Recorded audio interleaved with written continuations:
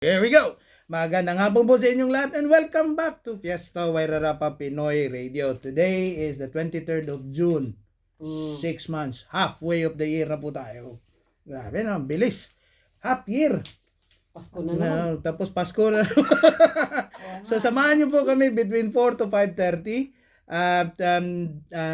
This week is week 24 episode po.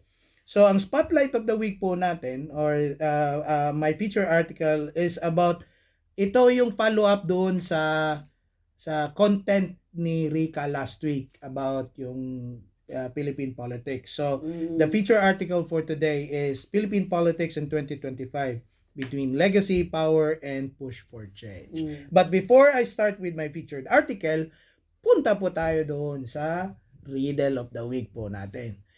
Tumakbo na po siya for the whole month. Wala pa rin nakasagot ng tama, unfortunately. So, it's about time for us to reveal the answer. So, ito po yung bugtong or bugtong ng linggo. Isa akong multo ng kahapon, naririnig pero di mahahawakan.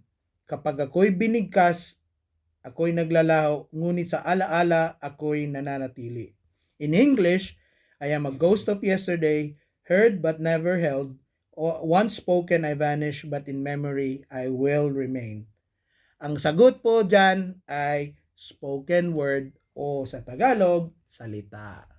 Merong sumagot po ng echo niyan eh. It's close pero hindi po yun ang sagot. So ang sagot po ng bugtong na yan is salita.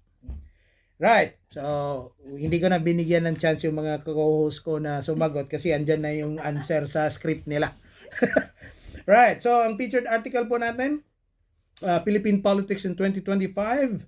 As of mid-2025, the political climate in the Philippines remains complex, dynamic, and deeply rooted in familiar patterns of power.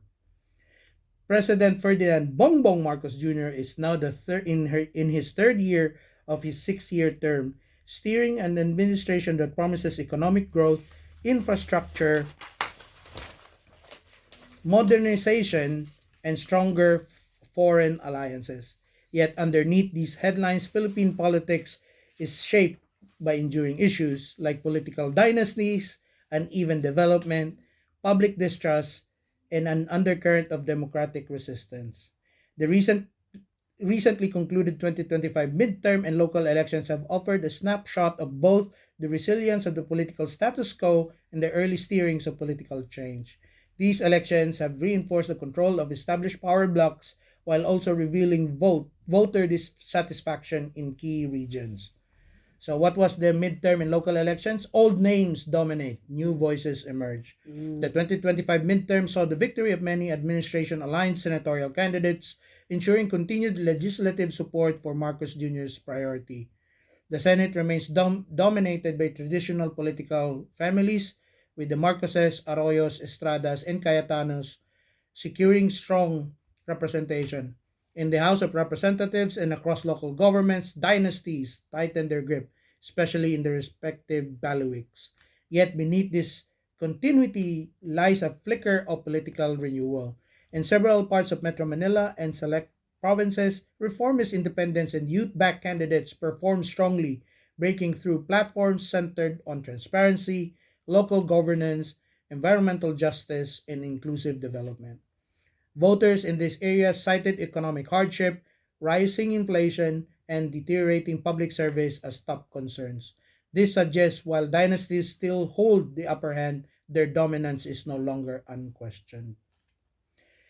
President Marcos Jr., stability amid mounting challenges. Bongbong Marcos' administration is anchored with continuity from past development strategies, notably his Build Better More program, a rebranded extension of Duterte's infrastructure drive.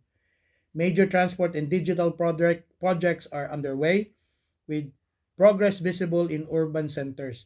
However, critics argue that implementation is patchy and that such projects have yet to address the country's deep-seated inequalities. His foreign policy has decisively leaned toward traditional allies, particularly the United States and Japan, reversing Duterte's pro-China pivot. Joint military exercise, increased defense cooperation, and a firmer stance in the South China Sea have bolstered ties with the West. While welcomed by nationalists and defense analysts, these moves have stirred tension with Beijing and raised questions about long-term regional stability. Domestically, Marcos faces growing expectation to deliver on economic promises. Inflation, underemployment, and insecurity remains key issues for many Filipinos. Calls for accountability, anti-corruption reform, and better healthcare and education systems have also become louder post-election. And about Vice President Sara Duterte, quiet but calculated presence. VP Sara Duterte, who resigned as Education Secretary in 2024, has kept a relatively low public profile. However, her absence from national spotlight appears more strategic than passive. She has remained active in Mindanao politics and continues to solidify his grassroots base, particularly through her party Lakas CMD. Her political moves suggest early preparation for a potential 2028 presidential run. While she has distanced herself from both her father's controversial legacy and Marcos's administration, her influence remains strong. Her support among conservative, regional, and religious sectors ensure that she remains a central figure in any conversation about the country's political future. The role of the Filipino diaspora. Filipinos overseas, now numbering over 10 million, this is the whole world, continue to play a vital yet often under-acknowledged role in Philippine politics. Overseas Filipino workers and permanent migrants provide significant remittances that keep the economy afloat, especially during times of domestic crisis. In 2024 alone, remittances exceeded 37 billion US dollars, making the diaspora a stabilizing force in economic terms. But the influence of diaspora goes beyond finances. In the 2025 midterm elections, overseas voter turnout reached record levels in some regions, particularly among Filipinos in the Middle East, North America, and Oceania. So Oceania, that means Australia and New Zealand. Many diasporic Filipinos are increasingly vocal about political accountability, human rights, and good governance. Social media has empowered these communities to campaign, fact-check, and raise awareness from abroad, sometimes filling the void left by domestic media constraints. At the same time, frustration remain. Issues such as lack of voting accessibility, limited representation, and the government's weak response to migrant labor abuse have fueled diaspora activism, called for reforms in the overseas absentee voting system, and better protection of OFWs continue to grow louder. Civil society, press freedom, and fight for democracy. While electoral participation remain high, public trust in political institutions continues to erode. Vote buying, misinformation, and red tagging still plague the electoral process. Political dynasties, meanwhile, continue to marginalize new leaders and grassroots movements, blocking long-term democratic renewal. Nonetheless, civil society remains vibrant. Youth-led initiatives, academic networks, faith-based groups, and media watchdogs continue to push for accountability, environmental justice, gender rights, and electoral reform. Although press freedom has improved slightly since the Duterte administration, journalists still face harassment and legal threats, especially in rural areas. Cases like that of Nobel laureate Maria Risa continue to spotlight the ongoing struggles for a truly independent press. In conclusion, a nation at a political crossroads. As the Philippines look ahead to 2028, the key questions remain whether its democratic structures can be strengthened to serve the majority rather than entrenched few. Midterms reaffirm the grip of powerful families, but also signal the desire amongst many Filipinos, both at home and abroad, for alternative leadership that delivers meaningful and inclusive change. In many ways, 2025 marks a political crossroads between legacy politics and transformative aspiration, between elite control and citizen empowerment, and between voices of the old guard and the global Filipino community advocating for more just and representative democracy. So, yan yung politika natin ngayon. So, dominated pa rin ng mga political dynasty. Duterte is one. Marcoses, of course. Pero kahit within the Marcoses, si Aimee, kontra eh. Yeah. Kontra si pabor siya sa kabila. And then, you also have the Cayetanos, yung magkapatid. Tulfo. Ang Tulfo, and then, isa lang, Tulfo. Hindi man sila, yung brother niya, hindi man nanalo.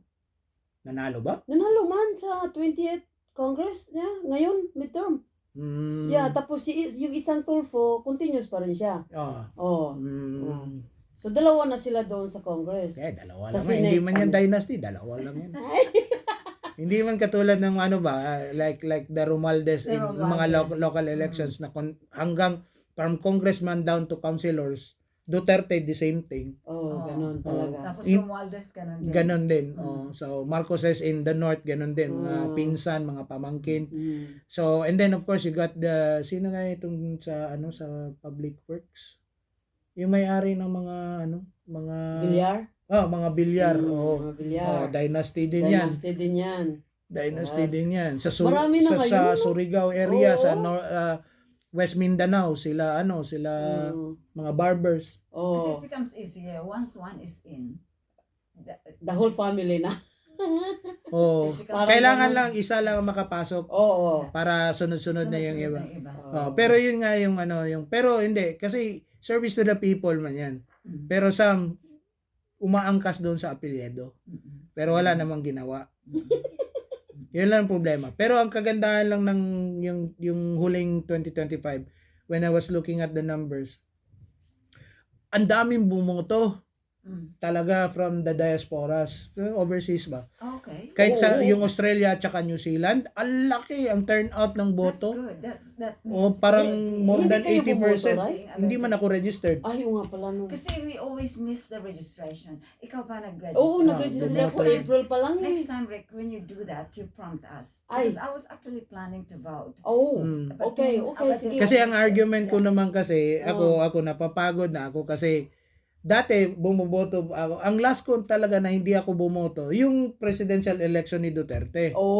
Kasi hindi ako bumoto noon kasi hindi na ako nagparehistro. Even though andun na ako sa list, pero nag-renew kasi sila. So, naka-receive ako ng notification na kailangan kong mag-renew, pero hindi ako nag-renew. So, yung mga succeeding na registration, hindi na ako naka-register. So, ang point ko naman kasi during that time, sigurado naman yung manalo si Duterte. Hindi na kailangan ng boto ko. Ang focus ko na lang is yung dito sa New Zealand. Kaya campaign kay Paolo at that time. Kasi magkasunod lang yung election na yun eh. Tama. Magkasunod lang yung election nila, Paolo at saka nila Duterte. Pare-pareho yun. And then, dito naman sa atin noon, at that time, yung panahon ni Duterte, tinulungan ko man yung isa sa mga local MP natin dito para manalo. Nag-campaign din kami kay Duterte kaya kasama ka doon. Diyan tayo sa yung dyan sa Sushi Planet. Sushi Planet kami. Nagpa-picture kami lahat. Tapos may flag. Tapos may flag, tapos Duterte. Kasi mga t-shirt Duterte nakalagay. Hanggang ngayon, andyan pa yung t-shirt ko. Ginagawa kong pambahay. Sino nag-organize ng... Si Joe Bits. Si Joe Bits. Si Joe Bits ang nandun kami. Tapos doon kami nag-meet mismo sa shop niya. Sa Sushi Planet. Tapos nagpa-picture. Good, strong Duterte fan pala si Joe Bits. Lahat ng Bisaya, Siyempre Bisaya Lahat ng Bisaya, sigurado yan sa Duterte. Davao talaga, grabe. Super talaga. Dominant talaga ang Duterte. Sa mga klasiko, nag-aaway yung... Hindi, mga blind loyalty kasi yan. Kasi pero hindi mo rin pwedeng ipagkait sa mga Duterte because they made Davao City amazing. Better. The best. Isipin mo, the Davao City safe. The best city. Hindi, marami rin patayan doon. Marami pa din. Hindi siya safe in a way na pag makita mo yung crime kasi way back in the 70s and 80s. Napaka talaga. Violent naman talaga ang Davao. Yan siya, yung tawag nito, kaya nga na-establish yung Alsamasa eh. Yung mga vigilante, nauso yun.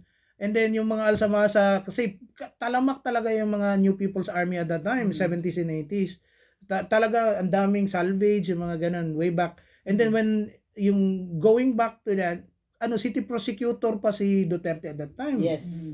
Hindi pa siya tumakbo ng... Hindi pa siya tumakbo ng mayor. Political. Si pa yun, ang magkaribal nun, if I remember correctly. I was still young, I was unable to vote at that time.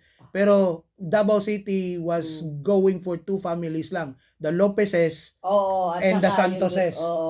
Wala pa yung Duterte. Wala pa yung Duterte at that time. 1986 Bata pa rin yan ako, siya. nasa Davao din kami. Oo. Ikaw, taga Davao ka, di ba? No, I'm not from Davao. Hindi ako nag-high school ako Sa Sasa kami. Sa Surigao ako eh. Oo. Oh, pero hindi ka taga Davao. No. No. Yung nag-asawa ka lang. Yeah. Okay. Yeah. Si Benji at taga Davao. So, anong year yun, te? 1982.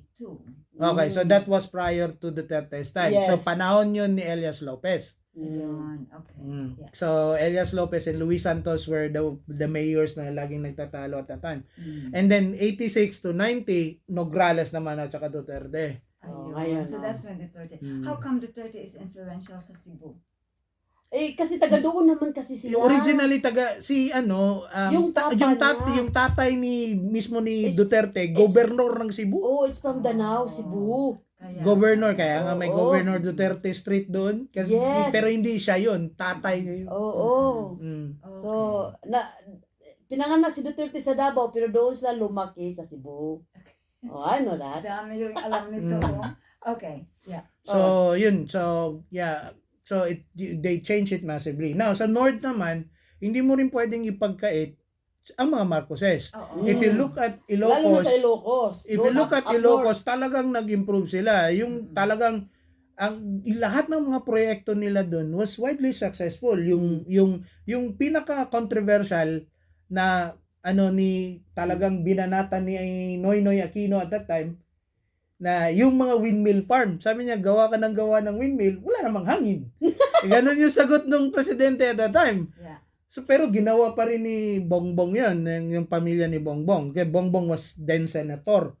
Yeah. Tagtayo talaga sila ng windmill farm. Ngayon, nag-generate na ng kuryente sa buong Ilocos region. So, it was successful. So, you cannot really deny those political dynasty have served their people well. The big question is just because it's a dynasty. So, pwede mo talagang i-scrutinize.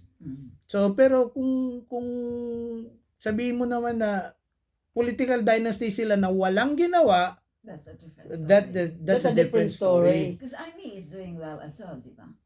I mean, Manotok, Marcos? Yeah. Ano pa Siya, kumukontra siya lagi.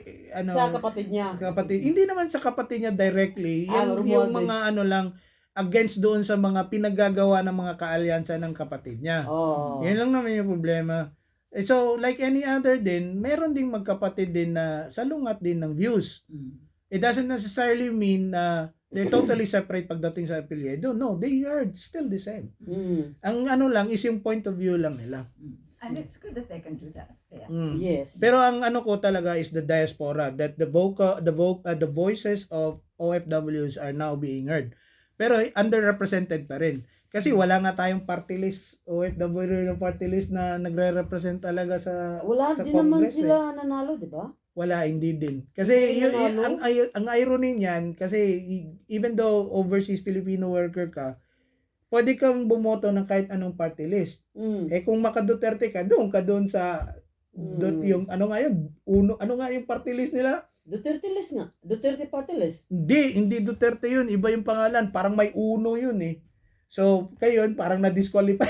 Yun, Na-disqualify yung party list nila. Kasi may something is not right in there. It's good though that there are plenty of Filipinos that's following it.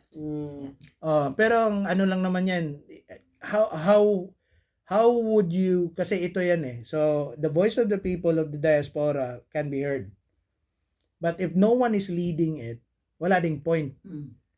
Ang very challenging naman kasi niyan for diasporas, pag ikaw yung nag-lead ng change, is dapat dalawa din yung points of view mo. Una, if you're like, let's say, katulad kay Rica, si Rica, one of our leaders here in our community, pero maka-Duterte yan siya.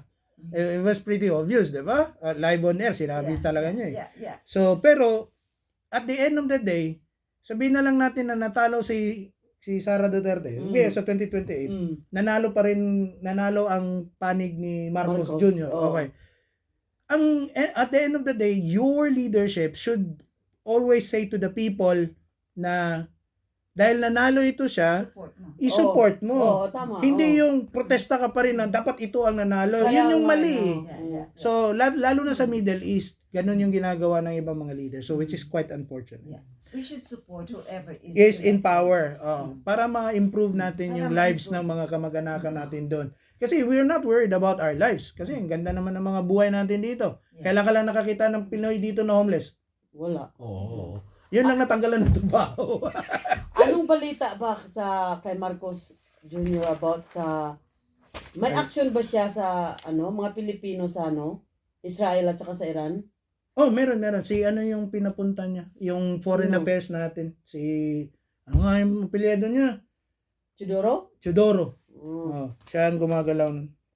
Okay. Yeah. Alright. Right. So, yun lang po yung natin, yung politika sa Pilipinas.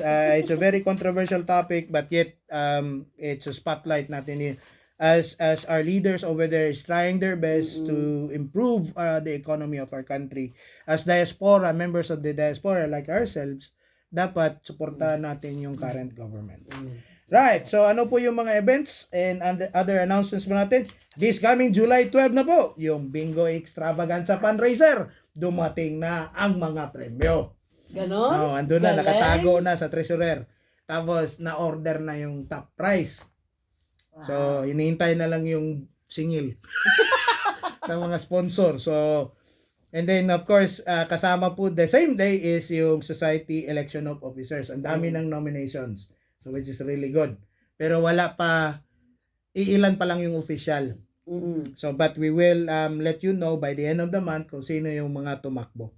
And then, baga lagyan na lang natin ng mga bio sketch na lang rather than interviewin natin sila isa-isa. So, bio sketch na lang kung ano yung nila, background nila para makilala ng mga madlang people. So, yan po yun. So, yung dapat pag-usapan kasi ng officer yun, but treasurer and I just decided kung magkano para matapos kaagad ba. So, ang bingo ticket is $10 per card. Pero good for 7 games na yon. So, basically, parang $1.30 lang per game. Per game, oo. Per game. Isipin mo, tapos yung mga prizes, microwave, Malalaki. multi-cooker, You should be TV. there. Malalaki yung mga prizes. Pero yung card, lang siya, parang $1.35 30 cents per game.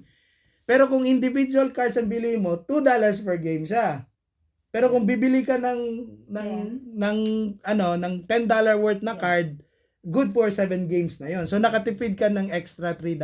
Pwede mo bang mapalitan ang card? Hindi. O yun lang Ayan, talaga? ang magsaset lang tayo ng condition on the day. On the day. Oh, kasi okay. marami din kasi mga variables like halimbawa, dalawa yung nanalo sabay. Oo nga Paano i-knock out. So i-explain na po 'yan doon sa event mismo kung sige, paano sige. ninyo maano. Okay.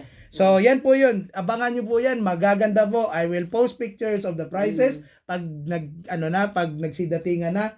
Pero makita mo yung isang microwave, maganda. Kasi microwave yung itsura niya, pero pwede siyang gawing air fryer. Oh, yung mga magaganda na klaseng Modern Hindi naman. siya branded. Kasi ang mamahal ng mga branded that's okay. Pero yung niya, workability niya, of course may resibo naman kami. So kung pumalpak ka, pwedeng palitan. Yes. Yan lang naman importante. And then of course, meron lang akong personal shoutout dito. Binanggit ko kasi sa nang kumain kami doon. So there's they only established themselves in March of this year. It's another Filipino cafe in Wellington. Ang pangalan po ay Faithful Flavors.